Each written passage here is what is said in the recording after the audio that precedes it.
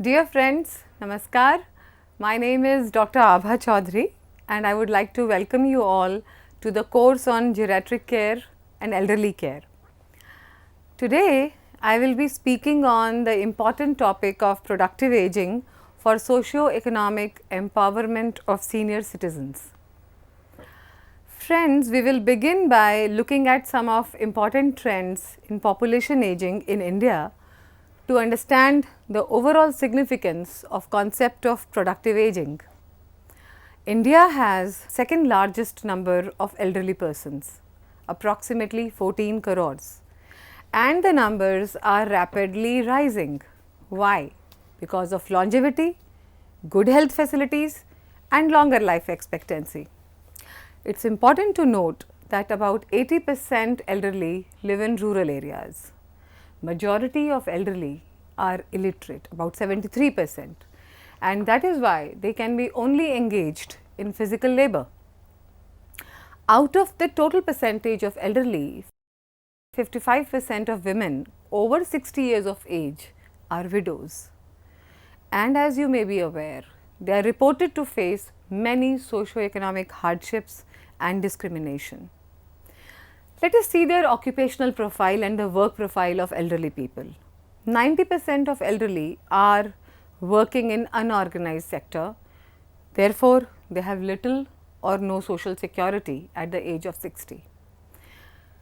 We must note the distribution. What is the distribution of elderly force? Majority of them work in agriculture field, about say 80% of them, or dairy field or related primary agriculture related areas in rural areas, and only 7% of them work in trade and commerce. You will be very surprised to know that only 5% of elderly are working in other services, which you may say white collar jobs. We all feel there is a certain perception in our minds that aged person means a wrinkled face, a hunchback, a weak body.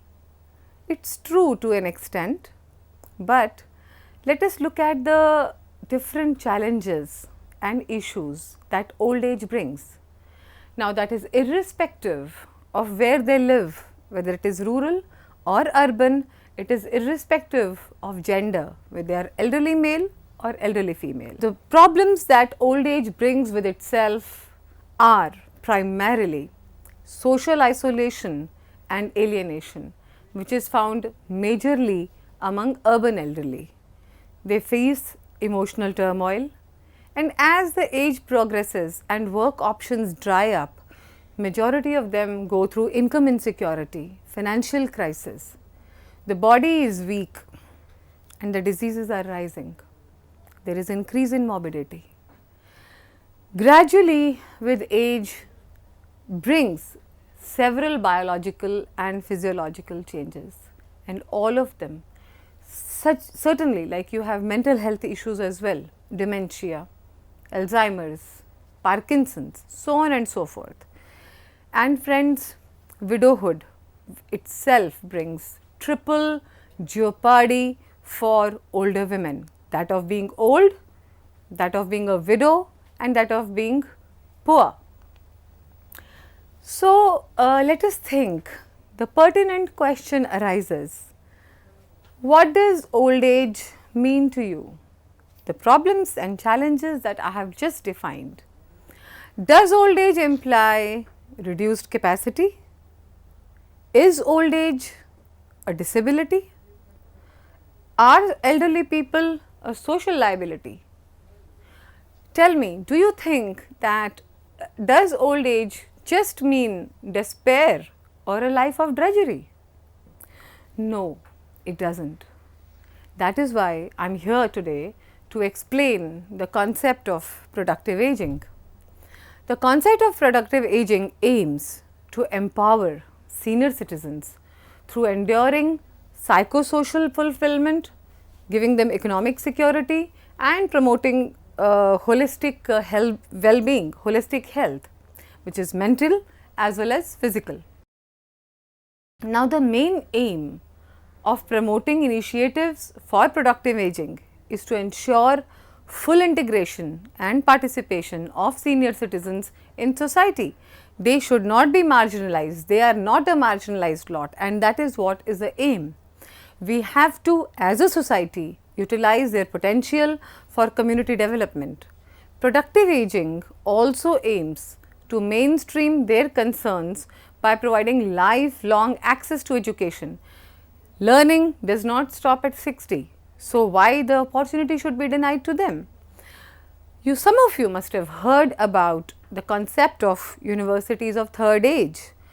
Thousands of elderly across the world are pursuing different hobbies, learning different languages, and giving a new meaning to their retirement. All these initiatives foster a positive view of aging. Let us look at the concept. What is the definition? What is productive aging after all? Productive aging is a broad term that covers various dimensions: physical, mental, social, spiritual components. And mind you, these are not watertight, these are not separate components, they are all a holistic whole which affect a person completely and totally. The term productive activities does not necessarily mean or is only confined to commercial, business or monetary benefits. This is a wide ranging term. It extends to personal, social and development activities. Ministry of Social Justice and Empowerment, Government of India in the year 99 formulated the National Policy on Older Persons. That's a very comprehensive policy, and very significantly it considers 60 plus as a phase when the individual should have the choices, opportunities to lead an active, creative, productive and satisfying life. How? By viewing the experience, skills and time of senior citizens as a treasure, as a reservoir of wisdom and their resources in our overall national development. To be more specific, I would like to explain that productive aging in physical aspects means a healthy mind and a healthy body, because unless you have a combination of these two, you can't think of being economically productive, you can't be socially productive, you can't be spiritually productive. So, an overall holistic health is very, very important for productive aging. Secondly, unless you are economically secure, unless there is regular flow income, how will you be productive? Therefore, productive aging also implies commercial, business and monetary benefits, a gainful employment which is suitable to age and local habitat. A person living in rural area, an elderly, should also be able to engage, if not full time, part time, sometime. And a person in urban area, small town, also should have avenues for productive economic employment as per their age, capacity and strength, of course. Now, in social aspects, productive aging, what does it mean? It means when an elderly person is active, not only in family, not only as a caregiver, not only as a grandparent, but also in community activities. This entire process is not only satisfying to the elderly, but it is also advantageous to the society. In productive aging, we should not ignore the spiritual dimension. It gives the base to the elderly. The concept of productive aging defines, rather redefines, older persons as assets and not as a liability. We all know that they are vast resource and repositories of tradition, ancient culture, knowledge, wisdom and skills. All of you must have grown up listening to their scriptures, to the tales, to the cooking tips, to so much that grandparents have to share. But here I would like to point out to you that some studies in low income areas or in rural areas point out that whether it is out of choice or out of necessity, many of the aged persons remain active and vital to the communities in which they live. Here I would like to specially highlight that the older women are perhaps invisible contributors to family and society, We all see our grandmothers continue to serve as caregivers to young children and to the older people in the family. Elderly people work as vital contributors to family, not only as caregivers, as volunteers, mentors, counselors and active citizens. So friends, they may be retired, they may be superannuated, but they are far from being burnt out. It is important to have a look at the barriers. What stops them from being productive aging? Do they really like to sit in a corner of the house?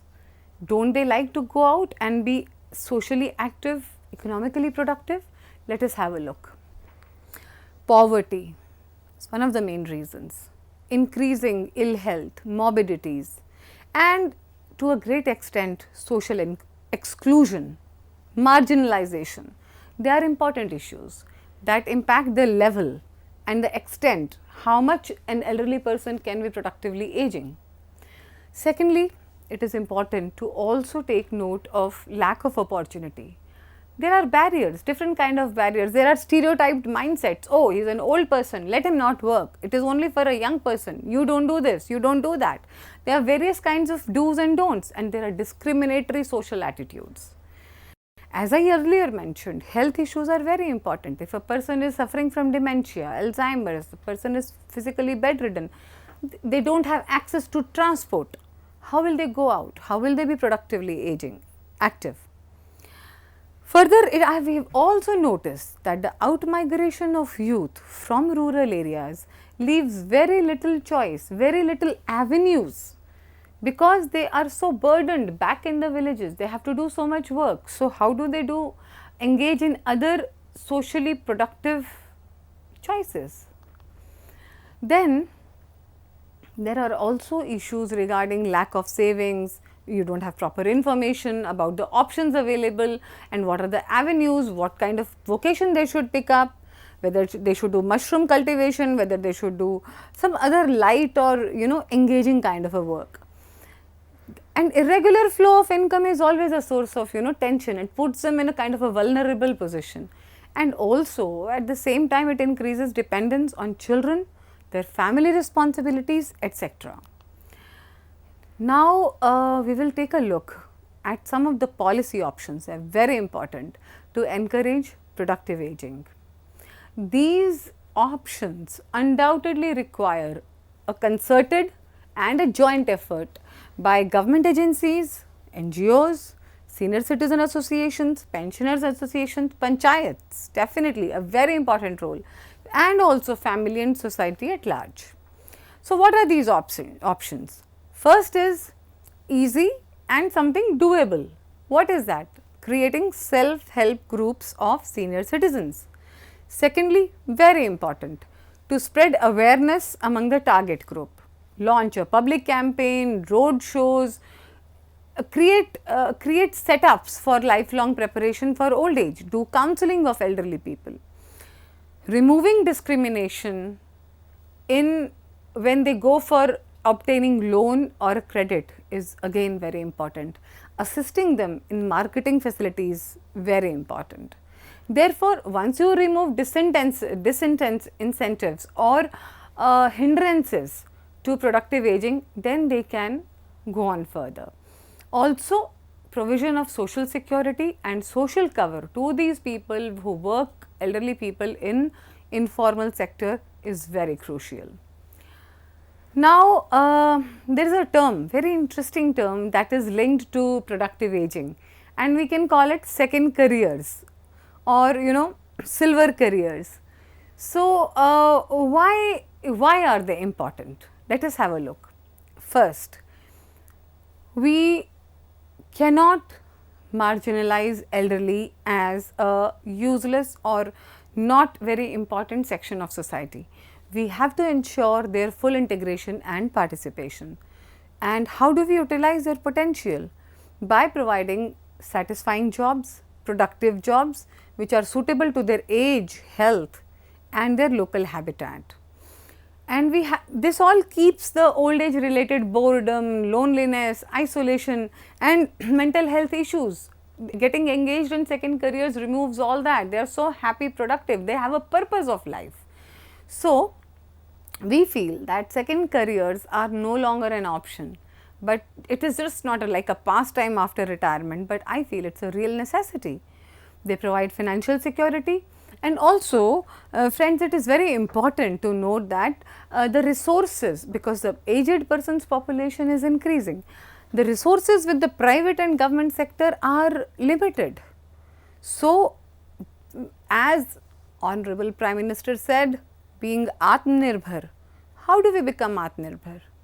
Traditional family structures are giving way to nuclear families. Social support, family support is declining. Therefore, it is imperative even for the elderly to be active. Any such engagement boosts their energy, physical mobility and social interaction. So, I will quickly list some of the suggestions for suitable careers and then I will explain them to you. First, being an social entrepreneur. Secondly, doing some research or documentation. Third, volunteering. Fourth, pursuing some kind of education or some course or some hobby, something like that. Next, indulging in or providing guidance and counseling to those who need it, like youth. Next is training in capacity building. They have spent a lifetime of skills, having knowledge. So, it is time that they train and do capacity building for others also. They are very good in liaisoning with government agencies, with civic agencies for overall betterment of society. Active engagement of senior citizens with the social causes. They can join a seniors club, they can write for various magazines, volunteer for a helpline. These are some of the suggestions for useful activities for consideration. Some of the research studies have shown that elderly people act as excellent guides and counselors to youth and adolescents in educational institutions. Further, they are very good examples of elderly people working in resident welfare associations or conducting these sessions for emotional health counseling, etc. They can be an asset in any NGO or in a private organization in HR management, in staff training, report writing. There are so many things that they can do. Even they organize events, they are excellent at that. Only the opportunities have to be given.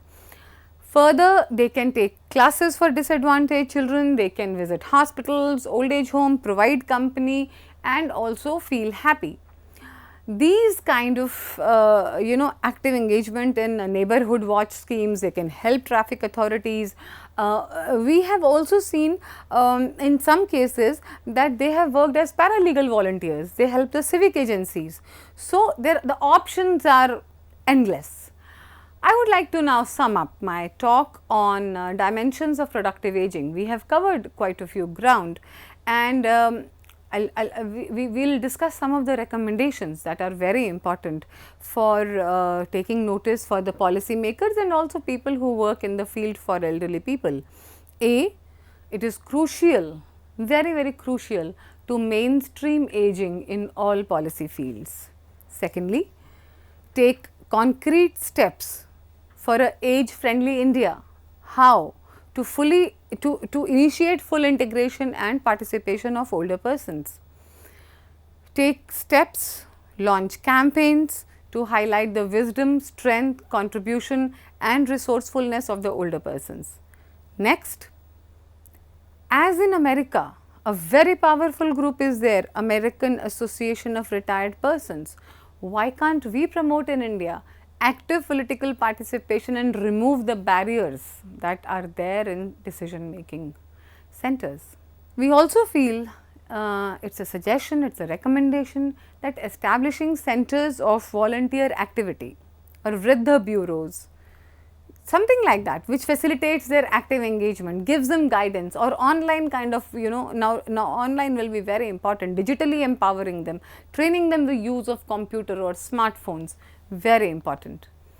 Next is improving access. They are capable, but they are not linked to the market. So, we need an access which links them to the market.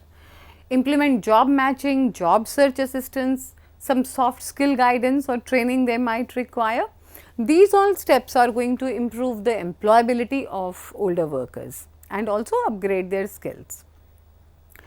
We must all strive as a society to ensure quality of life at all ages, including their holistic health and well-being, and work towards an age-friendly India.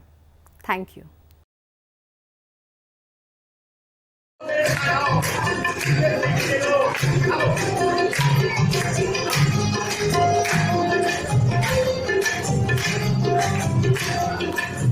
You told me